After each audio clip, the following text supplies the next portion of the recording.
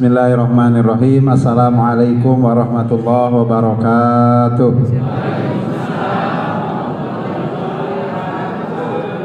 Alhamdulillah binikmatihi tatimmus sholihat. Segala puji bagi Allah, dengan nikmatnya sempurnalah kebaikan kita dapatkan. Wallahu alladzi an'amana binikmatil imani wal islam. Dialah Allah yang memberi nikmat besar kepada kita, nikmat iman, Islam, kesehatan, kesempatan, dan nikmat-nikmat lain yang tidak bisa kita hitung. Wa huwa alladzi anzalal Qur'an hudan linnasi wa bayyinatin minal huda wal furqan. Allah lah yang menurunkan Al-Qur'an. Dengan Al-Qur'an Allah memberikan kita petunjuk, memberikan penjelasan atas petunjuk tadi. Saya hormati segenap pengurus DKM Masjid Tholibus Siam, bapak-bapak, ibu-ibu dan jamaah sekalian, para ketua RT, ketua RW dan tokoh masyarakat perumahan Gria Serpong yang saya hormati dan saya cintai. Yang saya hormati rombongan DMI Kecamatan Setu, ada Ustadz Darmanto, ada Ustadz Janani, ada Ustadz Suratman dan Ustadz-Ustadz yang lainnya. Yang mohon maaf bila saya sebutkan satu persatu, insya Allah tidak mengurangi rasa hormat dan taklim saya. Saya tahu ini malam ke-11, masjid sudah banyak mengalami kemajuan, alhamdulillah, tapi saya optimis bahwa ini adalah seleksi alam dari Allah Subhanahu wa Ta'ala. Maka yang hadir di malam ini siap akan bersilaturahim dengan DMI dan siap mendapatkan tausiah, khususnya saya pribadi dan umumnya untuk kita sekalian. Akan saya kebut 3 hal yang ingin saya sampaikan. Pertama, surat Al-Baqarah ayat 185. Allah Subhanahu wa Ta'ala memprogram di surat itu, syahrul Ramadan alladzi unzila fihil Qur'an hudan linnasi wa bayyinatin minal huda wal furqan ila akhirih. Bulan Ramadan adalah bulan diturunkannya Al-Quran, di mana Al-Quran menjadi petunjuk bagi manusia. Al-Quran menjelaskan apa yang menjadi petunjuk tadi, dan Al-Quran menjadi pembeda mana yang hak, mana yang batil. Ada 2 proses turunnya Al-Quran di bulan Ramadan. Satu, turun semua Al-Quran, firman Allah dari surat Al-Fatihah hingga surat Anas, yaitu di malam Lailatul Qadar. Tidak ada tahu persis malamnya, antara 21, 23 sampai 29 Ramadan. Namun Allah firmankan, inna anzalnahu fi lailatul qadar. Sesungguhnya kami telah menurunkannya, yaitu Al-Quran, di malam Lailatul Qadar itu sekaligus, tapi baru transit di langit dunia. Begitu sampai ke langit dunia, baru Allah turunkan berangsur-angsur sesuai dengan keadaan, sesuai dengan pola perjalanan sejarah hidup dakwah Nabi Muhammad SAW. Maka yang pertama diturunkan dari langit dunia ke dunia adalah surat Al-Alaq ayat 1 sampai ayat 5. Iqra bismi rabbikal ladzi khalaq. Itu pun di malam Ramadan yang kita kenal dengan peristiwa nuzulul Quran, yang mayoritas ulama menyepakati 17 Ramadan, walaupun ada perbedaan. 2 proses turunnya Al-Quran di bulan Ramadan sehingga menjadi hal yang fenomenal.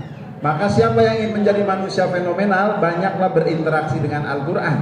Bulan pun kalau di sana ada kaitan dengan Al-Quran menjadi barokah, menjadi bulan yang mulia, yaitu bulan Ramadan.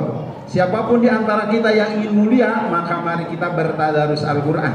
Bagaimana konsep tadarus Al-Quran? Allah Subhanahu wa Ta'ala memprogram 4 ayat berkaitan dengan program tadarus Al-Quran. Pertama, surat Al-Baqarah ayat 129. Saat itu Nabi Ibrahim datang ke Mekah, melihat masa depan Mekah yang cemerlang, maka beliau berdoa, Rabbana, ya Tuhan kami, wab'as fihim, utuslah kepada mereka penduduk Mekah dan sekitarnya rasulan minhum, seorang rasul dari golongan mereka, yatslu alaihim ayati, yang akan membacakan ayat-ayatmu ya Allah, wa yu'allimuhumul kitab, yang akan mengajarkan Al-Quran kepada mereka ya Allah, wal hikmah, dan akan mengajarkan pengetahuan, hikmah, penjelasan dari Al-Quran. Tapi ada selingannya, wa yuzakkihim, dan yang akan mensucikan jiwa mereka. Inilah ayat pertama bagaimana konsep tadarusul Quran yang dilakukan oleh Rasulullah atas perintah Allah, didoakan dulu oleh Nabi Ibrahim. Pertama, membacakan ayat Quran. Bagi kita berarti membaca dan membacakan ayat Quran. Yang kedua, mempelajari isi Al-Quran, baca terjemahannya, tadaburi. Yang ketiga, ngambil hikmah, pengetahuan, informasi apa yang bisa diamalkan dari ayat yang kita pelajari tersebut. Namun untuk suksesnya tadarus harus ada proses tazkiyatun nafs, pembersihan jiwa. Kenapa? Karena kita tadarus Al-Quran, mendengar Al-Quran tidak bakal lancar dan sukses kalau masih ada kotoran hati.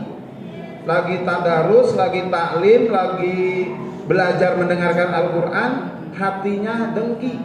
Lihat ustadznya pegang handphone bagus, nah ustadz gak nyontoin pamer handphone bagus, gara-gara hasud, bukan ceramahnya yang didengarin, handphonenya yang dikomentari. Giliran besok ustadznya bawa HP jadul, nah ustadz kagak gaul, HP jadul dibawa-bawa. Akhirnya karena ada kotoran hati, bukan pelajaran yang dia dapatkan, komentar yang tidak baik dia keluarkan. Maka untuk suksesnya tadarus belajar Al-Quran harus bersihkan hati, tazkiyatun nafs. Bersihkan kesombongan, buang meremehkan orang lain, buang menolak kebenaran. Mau belajar Quran tapi masih ada kesombongan dalam dirinya. Siapapun yang menyampaikan rasanya rendah. Itu mah ustaz muda. Giliran ustaznya tua, ustaznya tua ngantuk. Akhirnya nggak dapat pelajaran. Maka tadarusul Quran, mau dalam proses pembelajaran kitab kuning sebagai penjelasan Al-Quran, mau dalam proses penjelasan apapun, kalau masih ada kotoran hati tidak bakal sukses. Maka Rasulullah didoakan oleh Nabi Ibrahim, selain belajar, selain mengajarkan Quran, membacakan dan mengambil hikmah, menyampaikan hikmah kepada umatnya, harus ada proses tazkiyatun nafs. Takhalli ani rodail, buang kotoran-kotoran jiwa, hasud, iri, dengki, riya, sombong, prasangka buruk, buang. Watahali bil fadail, isi dengan keutamaan-keutamaan, banyak istighfar, banyak bersyukur, banyak tasbih dan kalimat thayyibah yang diungkapkan. Insya Allah tadarus akan sukses. Ternyata belum cukup satu ayat memprogram tadarus. Allah turunkan lagi di surat Al-Baqarah ayat 151. Kama arsalna fikum rasulan minhum, sebagaimana telah kami utus seorang rasul dari golongan mereka, yatslu alaihim ayatihi, yang membacakan ayat-ayatnya, wa yuzakkihim, yang membersihkan jiwa mereka, wa yu'allimuhumul kitab, dan mengajarkan Al-Quran kepada mereka, wal hikmah, dan mengajarkan hikmah, hadis, baik itu ucapan beliau, baik itu perbuatan beliau atau ketetapan beliau, itu bagian dari hikmah dari Al-Quran yang merupakan tindak lanjut dari tadarusul Quran setelah membaca dan mentadaburi isinya. Ayat itu juga masih disambung di surat Ali Imran ayat 164. Laqad manna, sungguh nyata kami telah memberi anugerah yang besar. Id arsalna fikum, tatkala kami mengutus fikum kepada kalian wahai penduduk Mekah dan dunia ini, rasulan minkum, seorang rasul dari golongan kalian, yatlu alaikum ayati, yang membacakan ayat-ayat kami, kata Allah. Wa yuzakkihim, yang membersihkan, wa yuzakkikum, yang membersihkan jiwa kalian, wa yu'allimuhumul kitab wal hikmah, mengajarkan Al-Quran dan hikmah, wa yu'allimukum ma lam takunu ta'lamun. Ayat ini masih ditambah lagi di surat Al-Jumu'ah ayat 2. Walladzi ba'asa fil ummiyina rasulan minhum, dialah Allah yang mengutus seorang rasul dari golongan ummi, yatlu alaihim ayatihi, yang membacakan ayat-ayat Allah, wa yuzakkihim, mensucikan jiwa umatnya, wa yu'allimuhumul kitab, mengajarkan Al-Quran, wa yu'allimuhumul kitab wal hikmah, dan mengajarkan hikmah, pengetahuan dari Al-Quran yang dijelaskan dalam hadis dan lain sebagainya. Wa in kanu min qablu lafi dhalalim mubin, di mana sebelumnya umat ini ada dalam kesesatan yang nyata. Tadarus kalau kita lakukan dengan 4 proses: membacanya, membersihkan jiwa, mempelajari isinya, dan mengambil pengetahuan dari dalamnya untuk diamalkan, maka akan terjadi perubahan minadh-dhalal ilal huda, minadh-dhulumat ilal nur, dari kesesatan kepada petunjuk, dari kegelapan kepada terang benderang, dari jahiliyah menuju mardotilah. Bangsa Indonesia akan maju kalau tadarusul Quran digembiarkan dari thalibus yaum menuju dunia, menuju bangsa dan dunia, insya Allah. Saya ambil contoh surat yang akan saya tadaburi. Kadang tidak menarik kalau kita tidak tadaburi, tapi ada hikmah di dalamnya nanti. Fal muriyati qadha, demi kuda yang memercikan api dari kakinya. Apain Allah membahas percikan api dari kaki kuda? Fal mughirati subha, kuda yang semangat siap bertempur ke medan perang dari waktu subuh. Fa asarna bihi naq'a, yang bekas kakinya kalau tidak ada percikan api mengeluarkan debu karena tanahnya ditekan oleh tekanan kaki kuda yang luar biasa. Fawasatna bihi jam'a, kuda itu berani menuju pertengahan medan perang, memporak-porandakan pasukan musuh. Ayat ke-6-nya menarik, innal insana lirabbihi lakanud.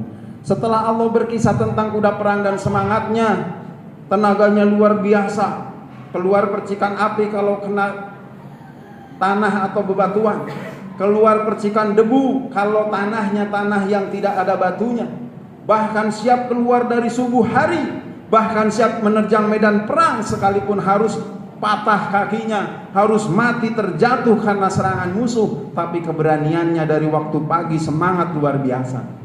Tapi Allah ingatkan, innal insana lirabbihi lakanud, sesungguhnya manusia yang Allah ciptakan, yang Allah beri rizki, yang Allah beri kesehatan, fasilitas dari rambut, mata, hidung, mulut sampai ujung kaki, lakanud, banyak yang ingkar dan tidak bersyukur.